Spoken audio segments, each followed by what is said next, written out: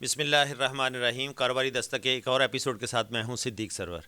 اس week میں ہم نے ایک بار پھر سٹاک مارکیٹ کے اندر تیزی وٹنس کی اور سٹاک مارکیٹ تقریباً 6.5 سال کے ہائیسٹ لیول کے اوپر ٹریڈ ہوتی ہوئی دکھائی دی. مارکیٹ میں ہم نے دیکھا کہ 50,732 کا انڈیکس لیول اس ویک میں مارکیٹ میں کلوز ہوا اور مارکیٹ میں انٹرا ڈے جو ہم نے ہائیسٹ لیول دیکھا وہ 50,952 کا وٹنس کیا گیا. لاسٹ ویک مارکیٹ کی کلوزنگ تھی 49,493 کا انڈیکس اور اس طرح سے مارکیٹ نے اس ویک میں 1238 پوائنٹ کا اضافہ ریکارڈ کیا گیا. ایک بار پھر انویسٹرز کا کانفیڈنس کافی زیادہ بحال دکھائی دیا مارکیٹ کے اندر. اس پہ آگے ڈسکس کریں گے کہ یہ بیسیکلی ریزنز کیا ہیں. یہاں پر میں گولڈ کی پرائس کا ذکر کروں تو گولڈ کی پرائس کے اندر اس ویک میں 7,100 روپے کا اضافہ ریکارڈ کیا گیا. لاسٹ ویک کی کلوزنگ تھی مارکیٹ کی 2,06,600 روپے اور اس ویک میں گولڈ کی کلوزنگ پرائس 2,13,700 روپے. اگر ہم بات کریں ڈالر کی، ڈالر جو کہ پچھلے 1.5 سے 2 مہینے سے کنٹینیوسلی نیچے آتا ہوا دکھائی دے رہا تھا، اس ویک میں سلائٹلی چینج دکھائی دیا. 277 روپے 62 پیسہ لاسٹ ویک کی انٹر بینک کی کلوزنگ تھی ڈالر کی، جو کہ اس ویک میں 278 روپے 80 پیسہ کلوز ہوتا ہوا وٹنس کیا گیا اور اس طرح سے کلوزنگ کے بعد 1 روپے 18 پیسے کا اضافہ ریکارڈ کیا گیا ڈالر کی پرائس کے اندر. جس طرح سے میں نے اسٹارٹنگ میں بات کی کہ اسٹاک مارکیٹ نے تقریباً کو 6.5 سال کا ہائیسٹ لیول مارکیٹ میں وٹنس کیا. 50,952 کے انڈیکس لیول کو ٹچ کیا مارکیٹ نے انٹرا ڈے اور اس طرح سے کلوزنگ 50,732 کے لیول کے اوپر ہوئی.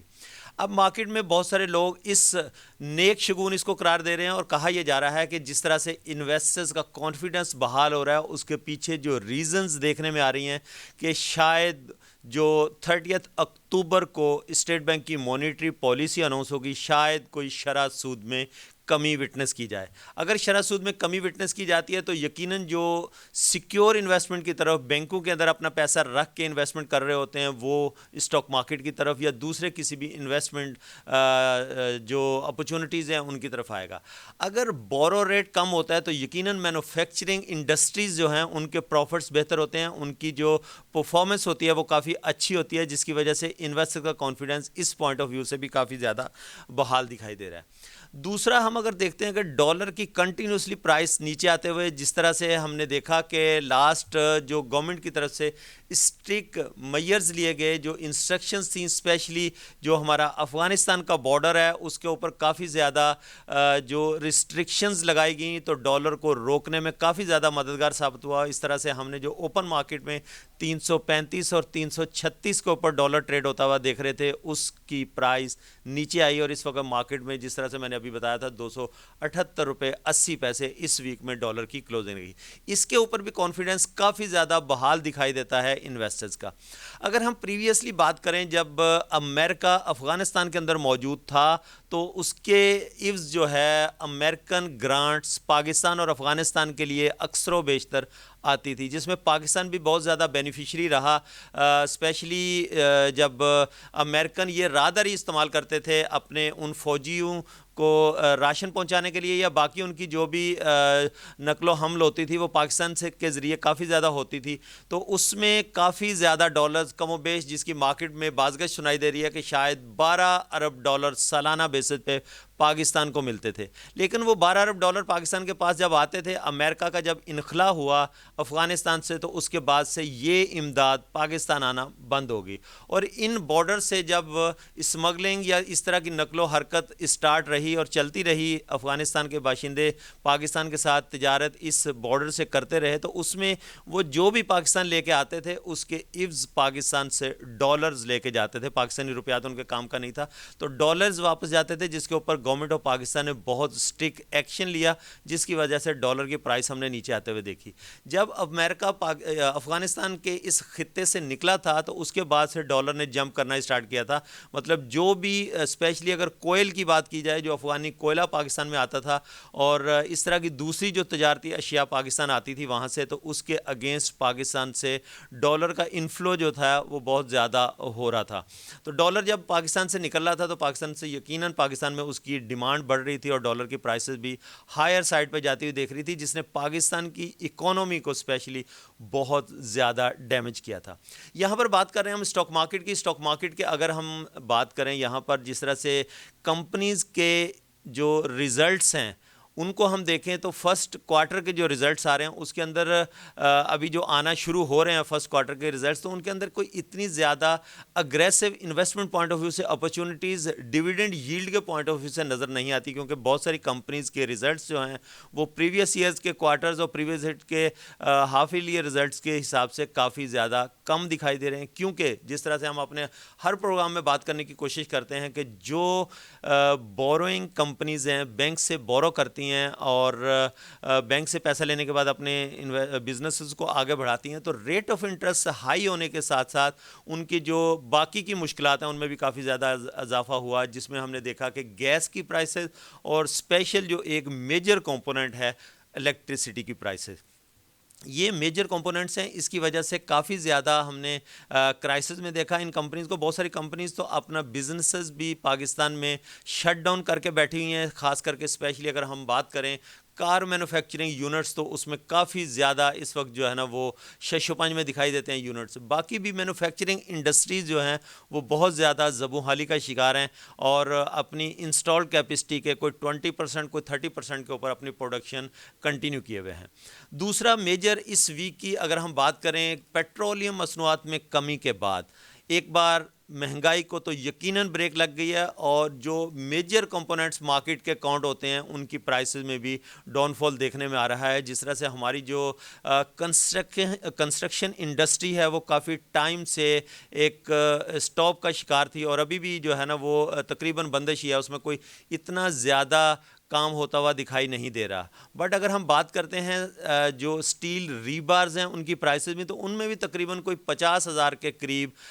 پرائسز کم ہوئی ہیں۔ ہم نے دیکھا تھا کہ 3 لاکھ روپے سے اوپر کی پرائسز وٹنس کی جا رہی تھی مارکیٹ میں جب ڈالر 335-36 پہ، اور جب rate of interest state bank نے 22% کیا تھا، جب انفلیشن ریشو کی بات 38% کی جا رہی تھی مئی کے اندر۔ اس کے بعد سے اب پیٹرولیم مصنوعات کی قیمتیں 40 روپے نیچے آئی، جب پیٹرول کی پرائسز لاسٹ ویک میں جب 15 اکتوبر کو گورنمنٹ آف پاکستان کا جو ڈیسیژن آیا کہ 40 روپیز کا ڈکلائن پیٹرولیم مصنوعات کے اندر ہم نے دیکھا۔ اب اس کے ساتھ ساتھ دیکھنا یہ ہے کہ پیٹرولیم مصنوعات کی قیمتوں میں کمی کے بعد جو ہمارے رشیا کے ساتھ طویل المدتی جو ہمارے ایگریمنٹس ہیں وہ بھی ہو گئے ہیں، اور سستا پیٹرول ہمیں جو ہے نا وہ تقریباً مارکیٹ سے $10 ڈسکاؤنٹ کے اوپر رشیا سے پیٹرولیم مصنوعات جو ہے نا وہ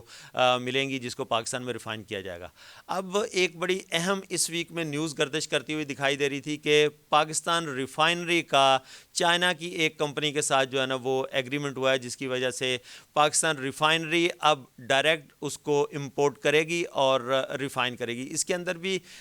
کس طرح سے پروسیس ہوگا، جو کہ ایک تقریباً کوئی $1.5 ارب کی یہ انویسٹمنٹ پاکستان میں آئے گی، اس کے اوپر بھی MOU سائن ہو گیا۔ اب دیکھنا یہ ہے کہ یہ تمام جتنی بھی ہم جو پیش رفت ہو رہی ہیں ٹوورڈز دی اکانومی، وہ کس طرح سے فلفل ہوں گی، کس طرح سے جو ہمارے دوست ممالک ہیں سعودی عربیہ، UAE، ان کے ساتھ بھی گورنمنٹ کا کافی زیادہ جو پہلے ایگریمنٹ ہوتے ہوئے دکھائی دے رہے تھے، اس کے اوپر کس طرح سے امپلیمنٹ ہوگا، اور جو ڈالر ہم نے ایک دفعہ پاکستان سے جو اس کا آؤٹ فلو تھا اس کو تو ہم نے روکنے کی کافی حد تک کوشش کر لی، جس کے بڑے پازیٹیو ثمرات ہمیں پاکستان کی اکانومی کے اوپر نظر آ رہے ہیں۔ بٹ اس کے لیے ریمیٹنسز کتنے ضروری ہیں، پاکستان کے اندر ریمیٹنسز کس طرح سے آئیں گے، اور کس طرح سے پاکستان جو ہے وہ اس کو کنٹینیو کر پائے گا اس ڈالر کی پرائس کو ان ریٹوں کے اوپر، اور کتنے ہمیں کڑوے گھونٹ ابھی بھرنے پڑیں گے، اس کے اوپر ہم بات کریں گے، ڈسکس کریں گے۔ یہاں پر لیتے ہیں ایک چھوٹا سا بریک سے واپس آتے ہیں، اسٹے ٹیون۔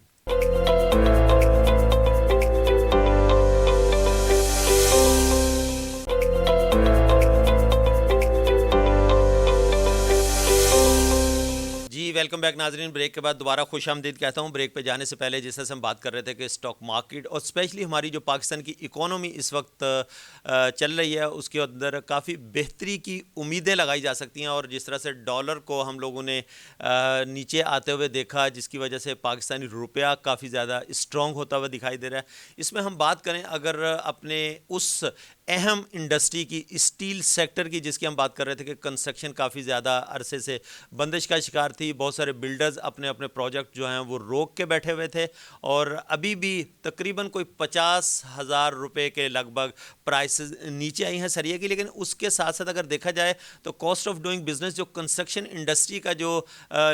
پیداواری لاگت تھی، وہ ابھی بھی تقریباً کوئی اتنا زیادہ اس کے اندر فرق نہیں پڑا ہے، کیونکہ سیمنٹ کی پرائسز کے اندر چینج دکھائی نہیں دے رہا. سیمنٹ کی پرائسز ابھی بھی مارکیٹ میں بڑھتی ہوئی دکھائی دے رہی ہیں. اس کے لیے جو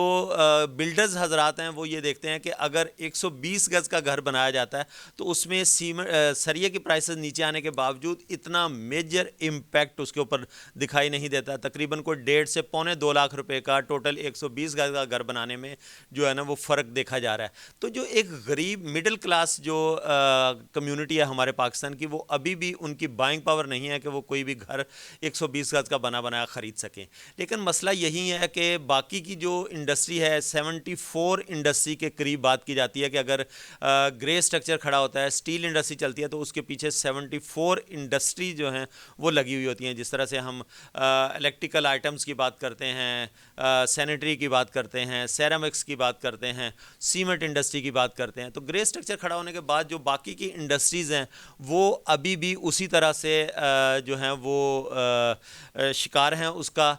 لیکن مین چیز یہ ہے کہ جب تک گرے سٹرکچر کھڑا نہیں ہوگا، انڈسٹری کوئی بھی جو 74 انڈسٹریز کی ہم بات کر رہے ہیں وہ اس طرح سے پرفارم نہیں کر پائیں گی. لیکن سیمنٹ سیکٹر کے اندر بھی ہم نے دیکھا کہ یہ ریٹس نیچے آتے ہوئے دکھائی نہیں دے رہے. جس طرح سے آباد کے چیئرمین آصف سمسم کا ایک انٹرویو میں دیکھ رہا تھا، اس میں انہوں نے کہا کہ بہت سارے جو بلڈرز ہیں وہ ابھی بھی آباد کے پریشر کی وجہ سے جو سریے کی قیمتیں، جس کا میں نے کہا کہ نیچے تو آ گئی ہیں، لیکن بڑے پروجیکٹس ابھی بھی اس طرح سے کام نہیں کر رہے، ان کا ابھی بھی کام جو ہے وہ رکا ہوا ہے. اب دیکھنا یہ ہے کہ بہت ساری اسٹیل سیکٹر کی انڈسٹریز ایسی ہیں جن کے پاس اس طرح سے را مٹیریل، چونکہ پہلے ایل سیز پہ پابندی تھی اور لیڈ ٹائم بھی تقریباً کوئی 90 سے 120 ڈیز کے ہوتے ہیں پاکستان پہنچنے میں، تو ان کے پاس اس طرح سے تمام مصنوعات موجود نہیں ہیں. جو بلینڈ چاہیے ہوتا ہے کہ جتنے اس ٹائپ کا سریا چاہیے ہوتا ہے کنسٹرکشن انڈسٹری کو، وہ شاید تمام انڈسٹریز کے پاس اویلیبل ابھی بھی نہیں ہے، اس کی شارٹیج ہے. تو یہ اندیشہ ظاہر کیا جا رہا ہے کہ جب یہ باقی کی انڈسٹریز کام کرنا اسٹارٹ ہوں گی، کنسٹرکشن انڈسٹری اسٹارٹ ہوگی، تو مے بی پاسبل کہ دوبارہ پرائسز جو ہے نا یہ سریے کی ہائی سائڈ پہ جاتی ہوئی دکھائی دیں. اب اگر 120 یارڈز کی جو میں نے بات کی تھی 120 گز کا گھر بنانے کے لیے، جو بڑی انڈسٹریز ہیں اسٹیل سیکٹر کی، وہ 60 گریڈ کا سریا بناتی ہیں. لیکن چھوٹے گھروں میں 60 گریڈ کی سریے کی ڈیمانڈ اس طرح سے نہیں ہوتی. بہت سارے لوکل جو گھر بنا رہے ہوتے ہیں یا بلڈر بھی بنا رہے ہوتے ہیں، وہ 40 گریڈ کے سریے کو جو ہے نا وہ یوز کر رہے ہوتے ہیں. اب دیکھنا یہ ہے کہ خاص کر کے اسپیشلی جو انڈسٹری اسٹیل انڈسٹری ہے، اگر وہ اپنا را مٹیریل پورا نہیں کر پاتی ڈالرز کی وجہ سے یا ایل سیز کی ان بندش کی وجہ سے، جو کہ پاکستان میں امپورٹ کا مال آتا ہے اسکریپ کی، جس کے شریڈڈ اسٹیل یا دوسرے را مٹیریل کی وجہ سے جو اسٹیل انڈسٹری پاکستان کے اندر کام کر رہی ہے، جو ہمارے ہاں یہاں کا پیٹرن ہے جو اسٹیل مینوفیکچرنگ انڈسٹریز کا جو را مٹیریل ہے وہ زیادہ تر امپورٹڈ ہے. اگر لوکل را اسکریپ کی بات کریں، لوکل یہاں پر تو 180 روپے کے جی کے حساب سے 1,80,000 روپے کے قریب تقریباً لوکل اسکریپ کی پرائسز تھی، جو کہ شٹ ڈاؤن ہو کے تقریباً اس میں بھی 50,000 روپے تک کا ڈکلائن ہم نے وٹنس کیا. اور اس طرح سے مارکیٹ میں 1,20,000 1,25,000 1,30,000 روپے کا ریٹ مارکیٹ میں وٹنس کیا جا رہا ہے. لیکن لوکل جو ہماری مینوفیکچرنگ ہے، لوکل جو ہماری را مٹیریل کی جو کھپت ہے وہ تو بہت زیادہ ہے، لیکن اتنی ہماری لوکل انڈسٹریز یا ہمارا جو گڈانی کا پروجیکٹ ہے وہاں سے یہ تمام انڈسٹریز کو فلفل نہیں کیا جا سکتا. اب جو ڈبل پروسیس کے اوپر ہمارا جو گریڈ 60 بنانے والی انڈسٹریز ہیں، جن کا پہلے میلٹنگ کا پروسیس ہوتا ہے، اس کے بعد ان کا رولنگ کا پروسیس ہوتا ہے، تو وہ میکسیمم جو ہے نا ان کا 99% را مٹیریل جو ہے نا وہ امپورٹڈ ہے، جس کی وجہ سے ابھی بھی شارٹیج کا سامنا ہے پاکستان میں بلڈرز کو. اور جس طرح سے میں نے پہلے بات کی تھی کہ بہت سارے بلڈرز ابھی بھی رکے ہوئے ہیں مارکیٹ کے اندر، اس طرح سے ڈیمانڈ نہیں آ رہی ہے. اگر ایک دم سے دوبارہ ڈیمانڈ آتی جاتی ہے تو مے بی پاسبل کہ سریے کی پرائسز ایک بار پھر بڑھ جائیں گی. اگر ہم یہاں پر بات کرتے ہیں باقی اسٹاک مارکیٹ کی, تو بہت ساری کمپنیز جن کا میں نے شروع میں ذکر کیا تھا کہ بہت ساری کمپنیز ایسی ہیں جن کے ریزلٹس جو ہیں وہ اتنے اچھے نہیں نظر آ رہے کوارٹرلی بیسس کے اوپر, بٹ انویسٹر جو ہے نا وہ ایک اٹریکٹیو پرائسز کو دیکھتے ہوئے, جب ہم نے دیکھا کہ 6.5 سال کا ہائی اس وقت مارکیٹ نے 50,952 کے انڈیکس لیول کی جب میں نے بات کی, انٹرا ڈے میں مارکیٹ نے جو ہے وہ وٹنس کرایا اور 50,732 کا انڈیکس لیول مارکیٹ میں کلوز ہوا, تو تقریباً کو 6 سال 4 مہینے کے بعد یہ والے لیولز جو ہیں وہ مارکیٹ نے دکھائی دیا. اب بہت سارے لوگ اس کو سیاسی صورتحال سے لنک کرتے ہوئے بھی نظر آ رہے ہیں کہ شاید اس وقت جو پولیٹیکل سینیریو بنا ہوا ہے کہ پاکستان کے اندر الیکشن کی جو بات کی جا رہی ہے کہ 2024 کے جنوری میں موسٹ پروبلی الیکشن ہو جائیں, جو کہ بہت ساری سیاسی جماعتوں کے ابھی بھی اس کے اوپر خدشات ہیں کہ شاید انٹرم گورنمنٹ جو ہے نا وہ اس وقت یہ الیکشن کرانے میں کامیاب نہ ہو. اب دیکھنا یہ ہے کہ اس وقت کی جو سچویشن ہے پاکستان کی, الیکشن اگر جنوری میں ہوتے ہیں تو جو سیٹ اپ آئے گا, جو بھی سیاسی پارٹی جیتنے کے بعد آگے آتی ہے سامنے آتی ہے, تو وہ کس طرح سے آئی ایم ایف کے ساتھ جو ہمارے ایگریمنٹس ہیں ان کو, اور اس وقت جو ڈالر کی سچویشن ہے جس کو اس وقت کی انٹرم گورنمنٹ کے ساتھ اداروں نے مل کے ایک جو اسٹرکٹ میئرز لیے ہوئے ہیں اس کو کس طرح سے کنٹینیو کر پائیں گے, اور جو آئی ایم ایف کے ساتھ ہمارے ایگریمنٹس ہیں وہ کس طرح سے کنٹینیو رہیں گے. اگر آئی ایم ایف کے ساتھ کنٹینیو رہتے ہیں, جو کہ لاسٹ ویک میں گورنر اسٹیٹ بینک